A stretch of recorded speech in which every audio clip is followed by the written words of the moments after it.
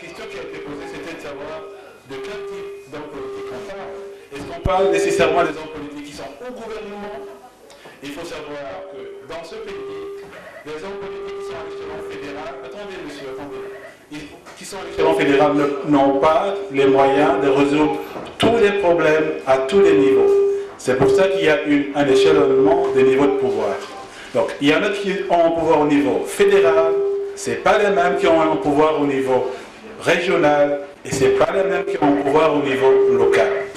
Et donc, la question est de savoir, est-ce qu'il faut nécessairement des catégories ou bien tous ensemble? C'est la question qui est posée. Un peu partout. Vous ne trouvez pas que pour le petit pays où on vit, il y a un petit peu trop de décideurs de ce qu'il faudrait faire et comment diriger le pays? On a un roi, on a une reine, on a des ministres, ça fait un peu beaucoup de monde, quoi. Dans les autres pays, ils s'en sortent aussi bien, avec un petit peu moins de gens qui dirigent. C'est bien. Le problème, c'est qu'en Belgique aujourd'hui, en tout cas dans la politique qui est à l'échelon fédéral aujourd'hui, on n'a pas le sentiment qu'il y a ce double intérêt entre la restriction du budget. Ça, c'est un fait qui n'est pas discutable, mais à côté, il n'y a pas une vraie relance de l'économie. C'est-à-dire que les entreprises continuent à être écrasées par les taxes, et ce qui fait que, aujourd'hui, si vous voyez le nombre de PME qui sont en faillite, c'est impressionnant, c'est un niveau record, et ça ne va pas s'arrêter. Alors, est-ce que le pouvoir qui est en place essaie de mettre en place des solutions pour que ça s'arrête? On peut en douter. On peut en douter, ça c'est une première chose. La deuxième chose qui est importante, c'est que quand il y a une vraie crise, non seulement on pense à réduire les dépenses publiques, mais on pense également à savoir comment mieux dépenser. Dépenser peu, mais mieux dépenser. C'est-à-dire qu'il y a toute une série de postes budgétaires qui n'ont pas nécessairement besoin d'être financés de manière aussi régulière, aussi importante. Le problème, c'est qu'aujourd'hui, on a le sentiment que le gouvernement fédéral ne pense pas spécialement à faire ce type de réforme. Et donc, c'est un problème. Concernant les politiques causes de crise, je crois que c'est l'homme politique lui-même qui fait à ce que on trouve en lui l'instigateur de la crise économique. Pourquoi? Parce qu'il aveugle les populations avec des promesses avant les élections. Et après les élections, ils ne peuvent pas répondre à ce qu'ils ont promis. Et d'où les problèmes commencent. Il y a eu, de manière évidente, les politiques qui ont été pointées. On a essayé de décomposer un peu, de dénombrer un peu disons, ce pointage pour essayer de comprendre un peu ce qu'il y a derrière les politiques pour comprendre un peu la situation, et on a essayé de le faire d'une certaine manière. Ensuite, il a été évident que les uns et les autres, on a poussé les hommes politiques à essayer de prendre leurs responsabilités et au minimum à titre symbolique de commencer à prendre des décisions qui vont prouver qu'ils sont tout à fait conscients de la situation et qui sont capables par eux-mêmes aussi de montrer l'exemple.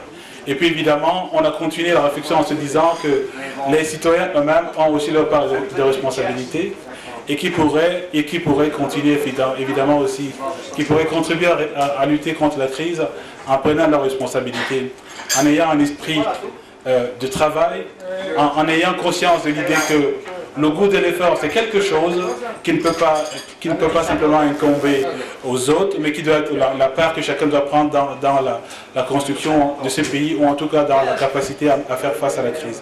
Donc ça, je dirais, c'est de manière globale et un peu rapide la synthèse des débats.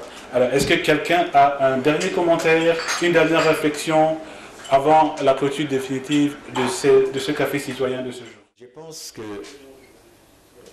j'ose dire, nous qui contribuons, nous qui faisons un effort pour que l'économie vive, que l'économie ait son sens en travaillant, en fait ce que nous faisons, ne nous fatiguons pas.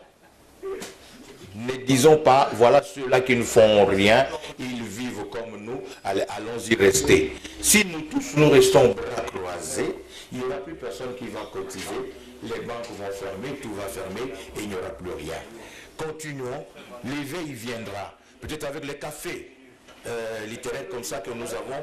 Si aujourd'hui nous sommes une vingtaine, demain ce sera une trentaine, demain ce sera 50, avec le déplacement de ce que nous faisons maintenant, peut-être que l'éveil reviendra et les gens qui ont épousé le chômage vont essayer de divorcer avec le chômage et ils vont aller vers la recherche de l'emploi. Merci. La souveraineté du pouvoir est entre les mains du peuple. Le seul problème de la Belgique, c'est que le peuple, les citoyens, ne sont pas conscients de leur force, ne sont pas conscients de leur pouvoir.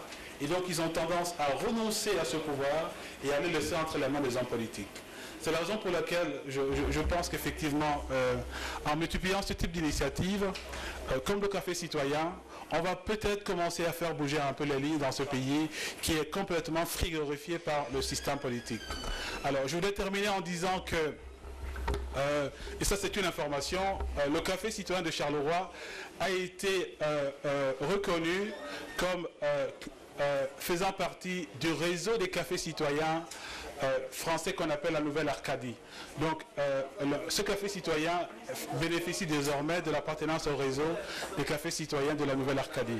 Donc, l'Arcadie de Charleroi est devenue en tant que tel, en elle-même aussi, un café citoyen qui est repris parmi le réseau de tous les cafés citoyens de l'Europe. Il y en a à peu près une cinquantaine. Et donc, je suis très fier de dire que ce café citoyen, malgré, si vous voulez, les débuts toujours un peu laborieux, a commencé à faire sa place au sein du réseau des cafés citoyens. Une autre information qui a tout à fait son importance, jusqu'ici, ce café a été organisé à l'initiative du collectif Charleroi Diversité et en partenariat avec une ASBL qui s'appelle Antouac, évidemment avec la taverne Sainte-Barbe. Je pense que c'est un partenariat qui a jusqu'ici fonctionné, mais qui aujourd'hui mérite une profonde réflexion. Et donc, vous serez informés évidemment pour la suite qui sera donnée au prochain café citoyen, notamment au niveau de la thématique et probablement aussi au niveau de la date. Je vous remercie beaucoup d'être venus et j'espère qu'on vous retrouvera là très prochainement. Merci beaucoup. Vous venez d'assister à ce café citoyen organisé par le collectif Charleroi Diversité. Et donc aujourd'hui, le thème était celui de la crise économique en Belgique.